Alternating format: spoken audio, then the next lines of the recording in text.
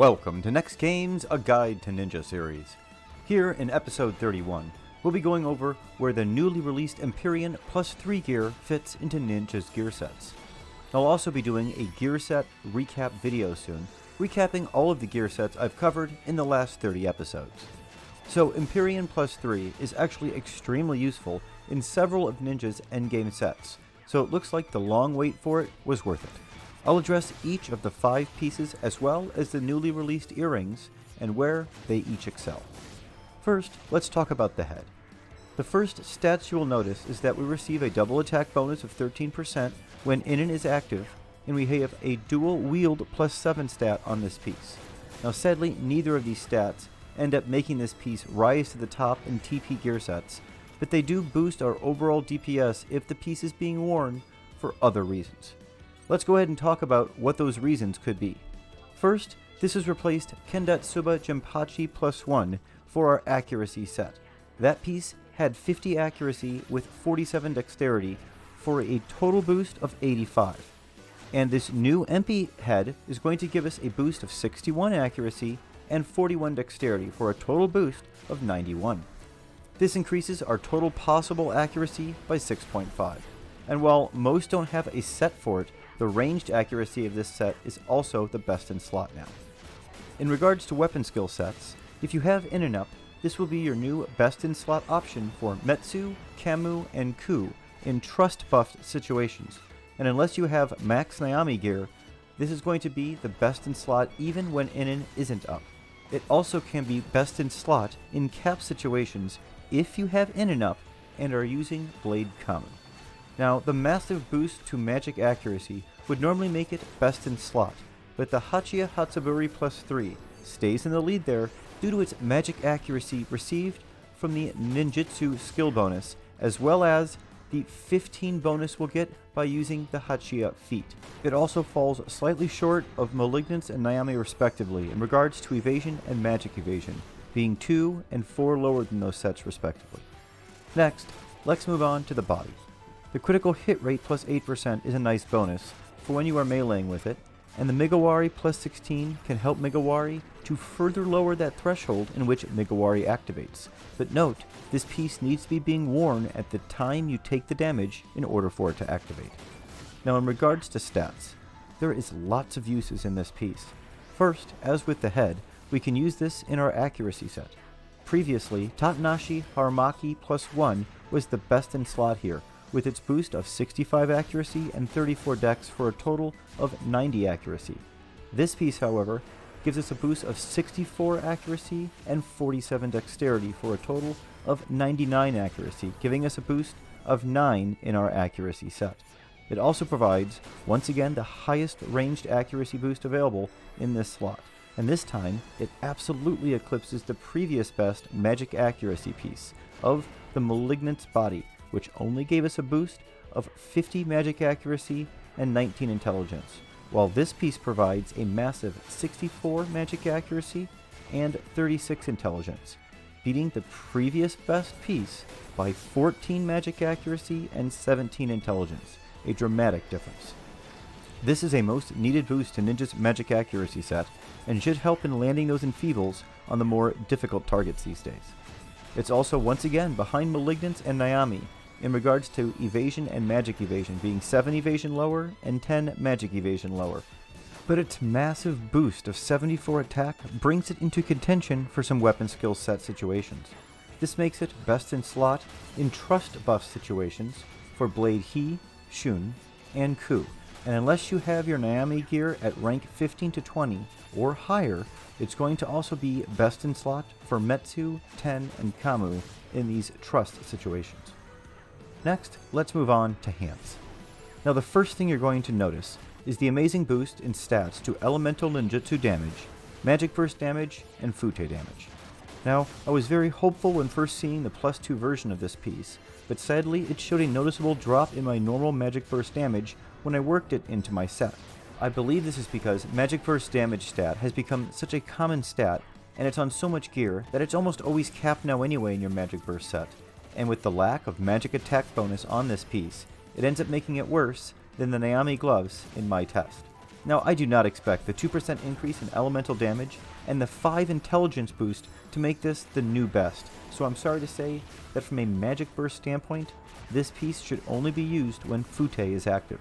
Also keep in mind that this piece has a ton of magic accuracy on it, so if you are at all worried about your spell or magic burst being resisted, then you may be okay with taking a hit to your maximum damage per magic burst to make them more reliable and consistent. I will be doing some tests in the coming weeks once the piece is acquired to get the exact numbers on how this compares to our next best in slot option in normal magic burst situations and with Fute up.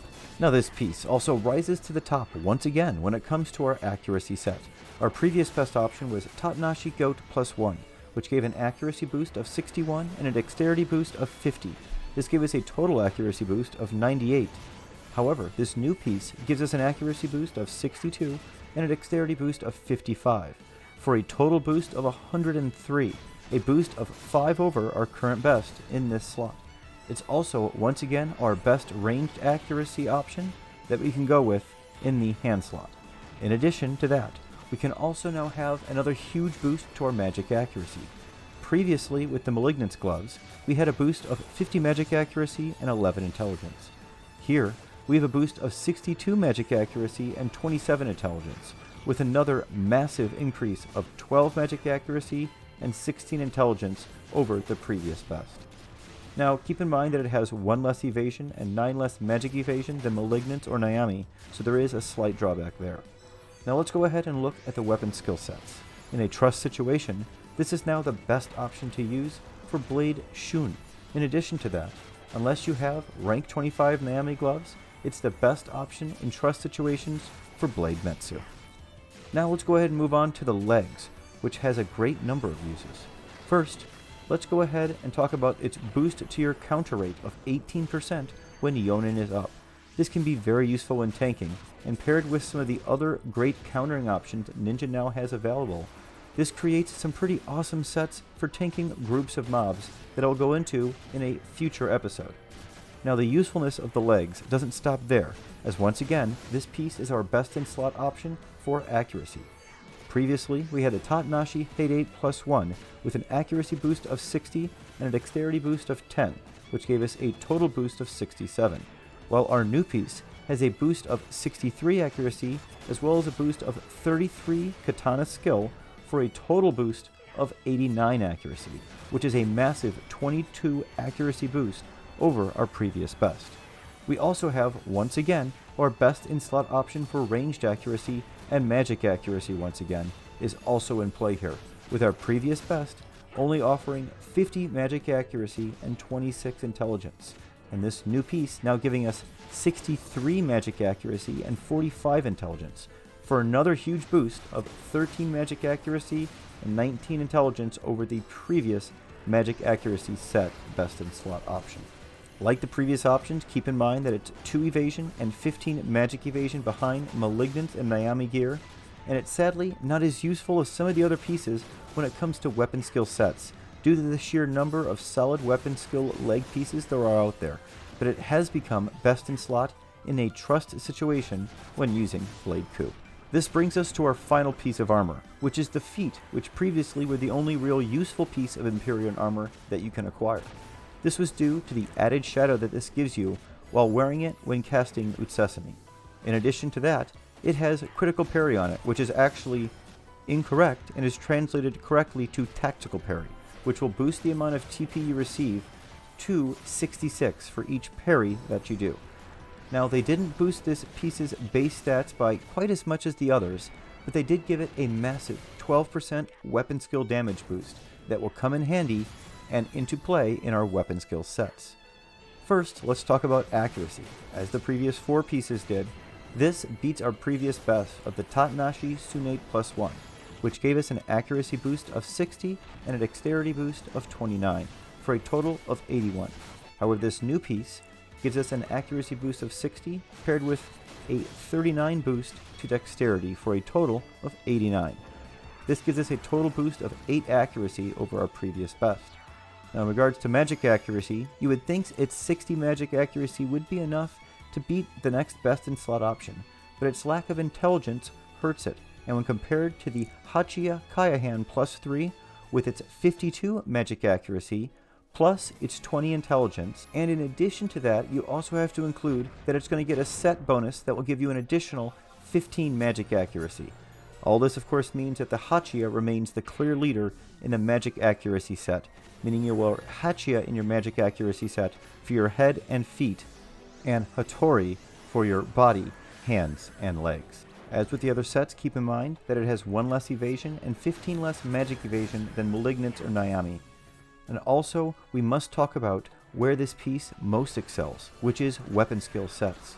This is now the best in-slot option in trust situations for Blade Shun, He, Ten, Ku, and Metsu, and in cap situations, it's now the best in-slot for He, Ten, Metsu, and Ku. Lastly, let's go ahead and talk about the new Hattori earrings. Now, these are useful in several sets.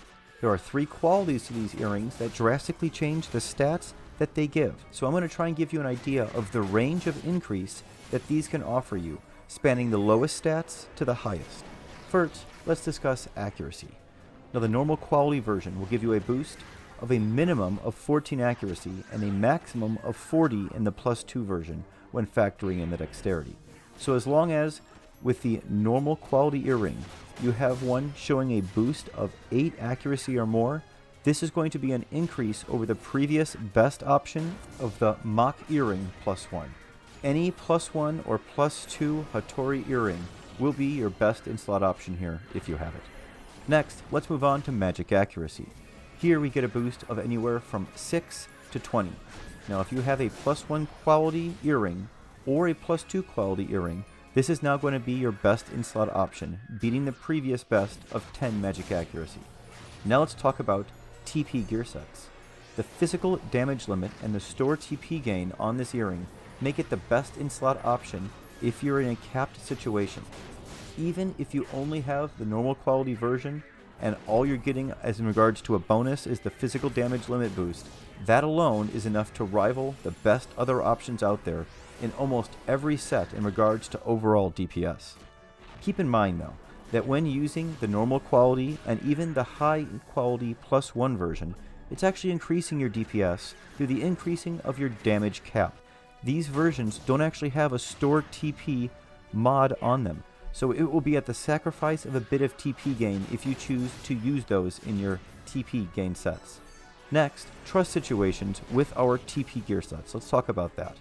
The high quality plus 2 version is always going to be your best in-slot option for Shun, He, and Kamu. Lastly, let's talk about another place this earring excels in, weapon skill sets. Now, in one of the 2 ear slots, the plus 2 version of this ring is now the best in-slot option for every weapon skill set that there is. And the plus 1 and normal quality commonly also beat out other previous best in-slot options depending on the particular weapon skill. So, to conclude, there is a ton of uses for this new year for Ninja. It's boosted the accuracy of our accuracy set by 50.5 with just the gear, and a possible another 24 with the max augment earring.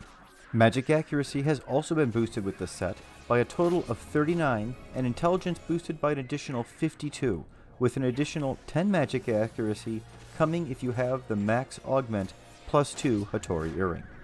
Now each piece also has at least one use in a weapon skill set, with the body, feet, and hands really excelling the most in those areas.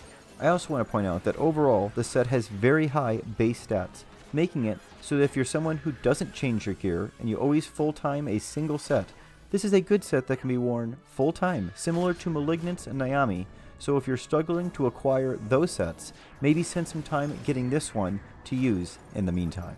Now in regards to what order to upgrade these in, well to me the only clear decision here is that the head should probably be done last, as it's really only useful in an accuracy set and a few weapon skill sets. From there, you need to ask yourself if you would prefer to focus on weapon skill damage or magic accuracy as your primary stat. If it's weapon skill damage, I'd suggest doing the order of feet, body, hands, then legs in regard to your order. However, if magic accuracy is your priority, I'd go with the order of something like hands, body, legs, feet, but you really should be looking to acquire all of these pieces, so don't get too hung up on the order. I have updated the Ninja spreadsheets with all of this gear so that you can run your own calculations on what sets you think would work best. The link to those spreadsheets is the same it's always been and will be posted in the top pinned comment of this video. Now lastly, I had a lot of information to go over here. There's a chance I've overlooked something or misspoken on it, so be sure to check down there in the top pinned comment for any corrections or additions I need to make to what I said in this video. That should be it for this 31st episode in the A Guide to Ninja series. I hope you found that helpful. Soon I'll be releasing an updated video for all the gear sets that I've gone over, as well as videos on a new version of my Ninja.lua and AoE tanking. If this is your first visit to my channel and you enjoyed the content, please be sure to click the subscribe button under the video and the bell icon next to it to be notified when the next video of mine is released. Thanks so much for watching, everyone. We'll see you next time. Stay safe and stay healthy out there.